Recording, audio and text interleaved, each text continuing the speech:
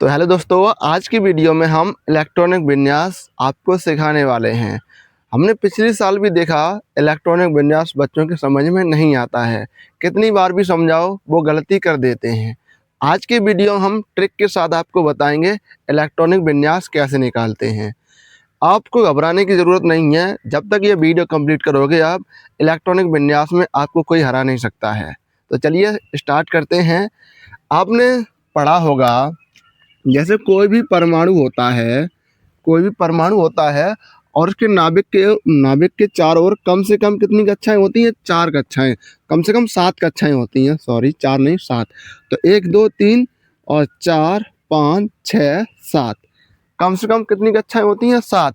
इन्हीं कक्षाओं में इलेक्ट्रॉन चक्कर लगाते हैं और जिन कक्षाओं में चक्कर लगाते हैं उन्हें उपकोष कहते हैं, जैसे S, P और D और F। इनको उपकोष कहते हैं। मतलब s ऑर्बिटल में कितने इलेक्ट्रॉन जाते हैं? 2। p में कितने जाते हैं? 6। d में कितने जाते हैं? 10। f में जाते हैं 14। आप केवल s को याद रखिए, बाकी अपने आप निकाल लोगे।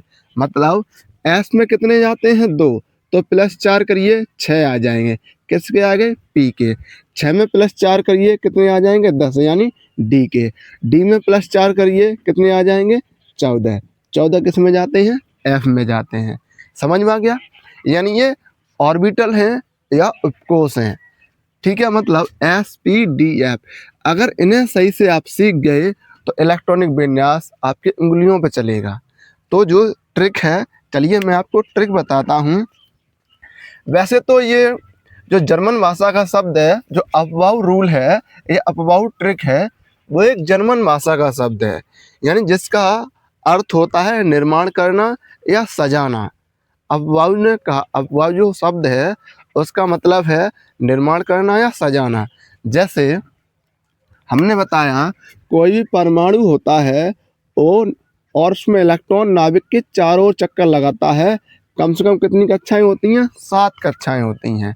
तो 7 कक्षा में जैसे यहाँ से लिखें, पहले 1 2 3 4 5 6 7, 7 कक्षाएं बना दी। यहाँ से 1 2 3 4 5 6 और 7। ठीक है, 7 ऑर्बिटल, यानी 7 में पहली कक्षा S से स्टार्ट होती है। फिर उसके बाद P, दूसरे ऑर्बिटल में 2 आ जाते हैं, S और P। तीसरे में 3, P के बाद क्या आता है? D। ठीक है, चौथे में चारों आ जाती हैं, S P और D और F। ठीक है, फिर 5वें में फिर 4 होती हैं, P और D और F। ठीक है, फिर कम होने लगती हैं, P और D, फिर उसके लास्ट में रह जाता है P। ठीक है, अब देखिए दूसरे से स्टार्ट हो रहा है, तो यहाँ से 2 3 4 5 6 और 7। ठीक है, और उसके बाद यहाँ पे 3 4 5 और 6, और यहाँ से 4 और 5। इसमें आवर्त सारणी से रिलेट करिए। आवर्त सारणी में F ब्लॉक केवल 2 ही हैं, जो लेटे हुए 2 आवर्त सारणी में देखते हो। जैसे यहाँ पे ये आवर्त सारणी होती है, ठीक है, आवर्त सारणी ये यहाँ पर नीचे लेटे हुए जो 2 वर्ग होते हैं यहाँ पर, उन्हें बोलते हैं, यानी 2, ये एक होता है लेंथेनाइट, एक होता है एक्टिनाइट। लेंथेनाइट और एक्टिनाइट, इन्हें बोलते हैं हम F ब्लॉक। और यहाँ पे 2 होते हैं वर्ग, इनको बोलते हैं S ब्लॉक। और यहाँ से यहाँ तक इसमें 10 होते हैं, उनमें बोलते हैं P block, sorry D block. और यहाँ से यहाँ तक जो 6 होते हैं उन्हें बोलते हैं P ब्लॉक। तो यहाँ देखिए 1 2 3 4 5 6, तो यहाँ पे P ब्लॉक आ गया पूरा। और D 4 होते हैं, यहाँ से यहाँ तक ये 4 श्रेणियाँ होती हैं, यानी 1 2 3 4, यानी 3D 4D 5D और 6D। ये 12th क्लास में पूरा चैप्टर ही है, D एंड F ब्लॉक, उन्हें बहुत डीप से समझाया है। और P के कितने हैं? 6, मतलब यहाँ पर 6 कॉलम होते हैं, 6 कॉलम होते हैं।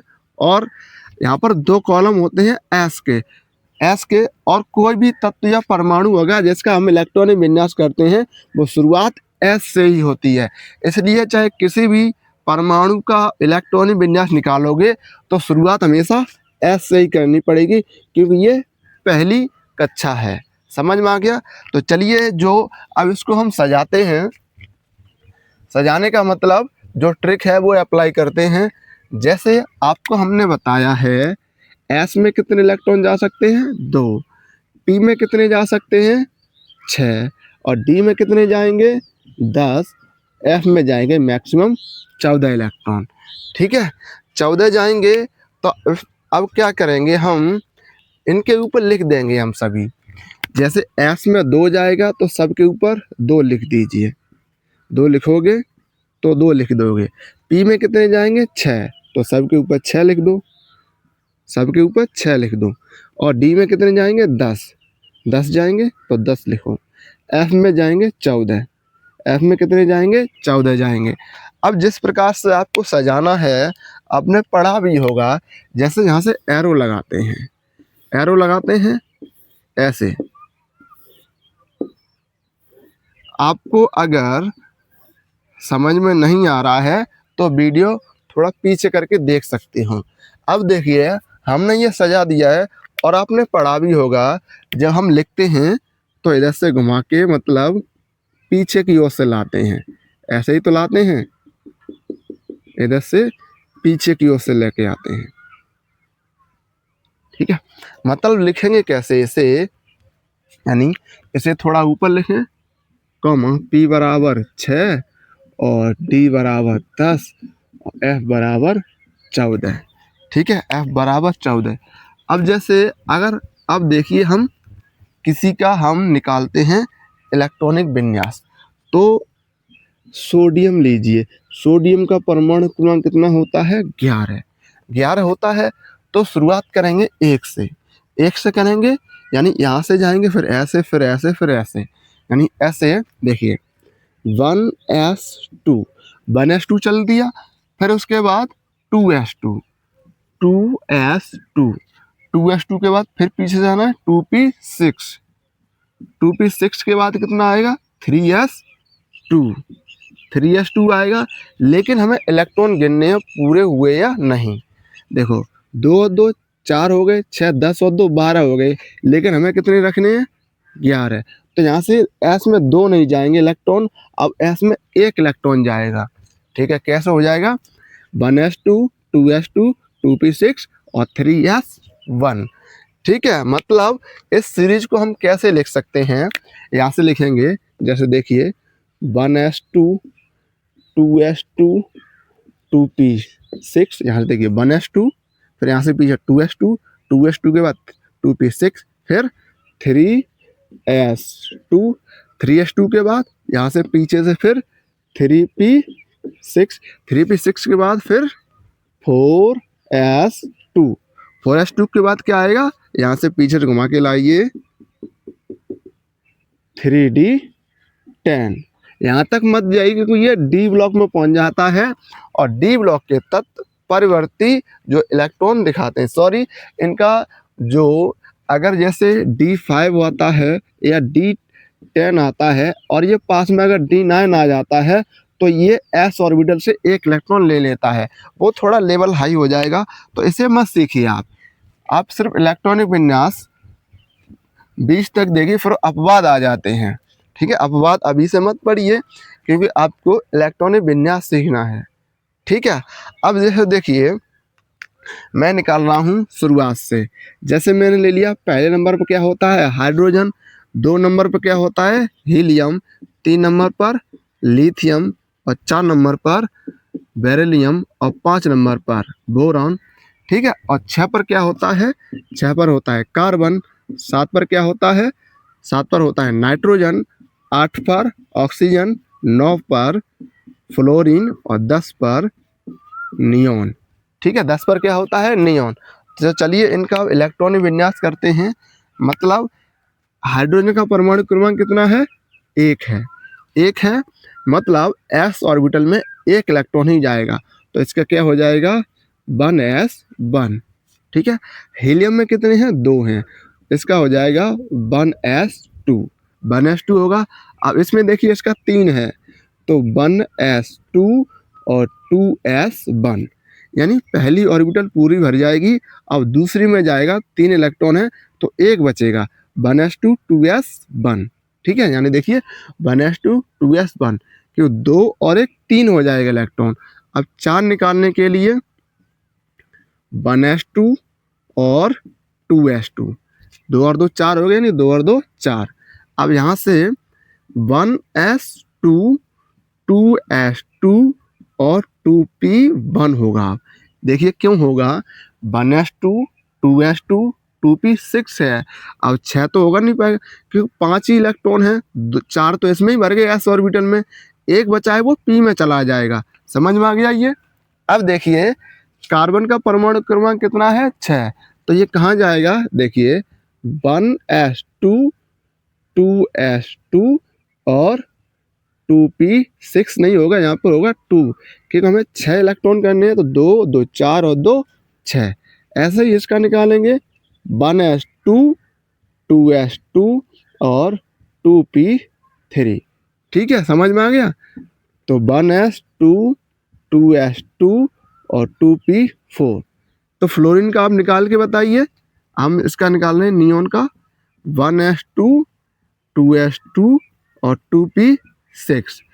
10 इलेक्ट्रॉन करने हैं, देखिए 2 और 2 4 और 6 10 हो गए।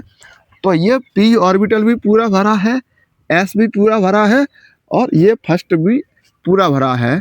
मतलब जो नियोन है इसका कोई भी ऑर्बिटल खाली नहीं है, मतलब ये किसी से रिएक्शन नहीं करता है, इसलिए नियोन क्या होता है, अक्रिय होता है। नियोन कैसा होता है, अक्रिय होता है। समझ में आ गया। अब देखिए, अब इसके बाद आगे कराऊं, पहले देख लेता हूँ आएगा कि नहीं। ठीक है, तो इसे आप लिखिए जल्दी से, फिर हम आगे चलते हैं। जैसे इसे और इसे बिगाड़ के हम आगे कराते हैं इससे ऊपर, यानी 11 तक, 11 से 20 तक करवा देते हैं, जिससे आपको और अच्छे से समझ में आ जाएगा। ठीक है, 11 का तो ये लिखा ही है। 12 परमाणु क्रमांक किसका होता है, 12। 12 किसका होता है, मैग्नीशियम का। 13 किसका होता है, एल्यूमिनियम का। 14 किसका होता है, सिलिकॉन का। 15 किसका होता है, फास्फोरस का। ठीक है, फास्फोरस का होता है। और उसके बाद चलिए निकालते रहिए ज़्यादा, हम 17 का निकाल रहे हैं। क्लोरीन और पोटेशियम का कितना होता है, 19।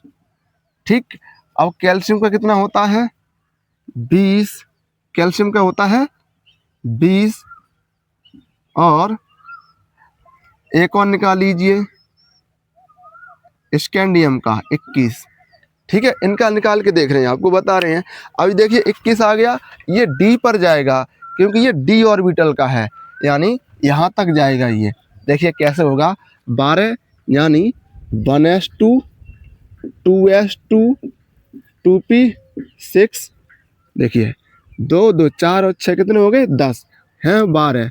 तो 2p6 के बाद क्या होगा, 3s2। अब देखिए इसमें सभी ऑर्बिटल भर चुके हैं, सभी भर गए हैं। अब देखिए आगे चलते हैं। अब ये s का है।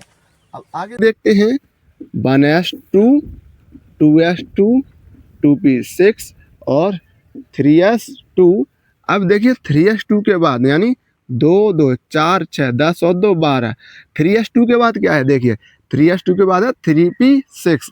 तो यहाँ पे लिखेंगे 3p और कितना इलेक्ट्रॉन बचा है, एक बचा है, तो एक ये भर लेगा। ठीक है, अब आके देखते हैं 1s2 2s2 2p6 3s2 और 3p। अब गिनेंगे 2 और 2 4 6 10 और 2 12 और 1 13 और 2 14। ठीक है, 14 हो जाएंगे। अब 15 के लिए 1s2 2s2 2p6 3s2 और 3p3। 3p3 हो जाएगा। अब ये 17 है, इसका निकाल के आप बताइए। 19 का हम निकाल रहे हैं, जैसे देखिए 1s2 2s2 2p6 3s2 और 3p5। 3p5 हो जाएगा। 19 है, 19 का क्या निकलेगा, 3p5 निकल के आएगा। नहीं, 3p6 पूरा भर जाएगा। देखिए कैसे, 2 2 4 6 10 और 2 12, 6 18। 3 p के बाद क्या है 4s है, यानी 4s 1 हो जाएगा। कितना हो जाएगा 4s 1, ये हो गया 19। अब 20 पे निकाल लें तो ये भी पूरा भर जाएगा। जैसे देखिए 1s 2, 2s 2, 2p 6, 3s 2, 3p 6, 4s 2। अब देखिए 4s 2 तक चल गया, अब आएगा 3d। अब 21 का निकाल के देखिए, देखिए कैसे 1s 2, 2s 2, 2p 6, 3s 2, 3p 6, 4s 2। 20 हो गए। अब किस में जाएगा ये d में, d ऑर्बिटल में जाएगा तो 3d1। कितना हो गया ये 21 हो गया। ठीक है, समझ में आ गया। अब जैसे आपको ये समझ में आया है तो आपको एक मेन चीज बता दूं। देखिए चाहे कोई भी ऑर्बिटल हो गया, अगर वो खाली है और आधा भरा है या पूरा भरा है तो ज़्यादा स्थायी होता है। जैसे अगर कोई भी ऑर्बिटल, यानी कोई भी ऑर्बिटल या उपकोष, कोई भी उपकोष यानी एस पी डी और एफ आधा आधा या पूरा भरा होता है, आधा या पूरा भरा होता है तो ज़्यादा स्थायी होता है, तो ज़्यादा स्थायी होता है। ठीक है, तो इलेक्ट्रॉन विन्यास निकालना आपको आ गया। आप चाहे किसी भी तत्व का निकालना चाहो, इसी ट्रिक से आप निकाल सकते हो। ठीक है, ये कौन सा रूल है, ये अफबाहु रूल है। अफबाहु, अफबाहु नियम है, अफबाहु नियम।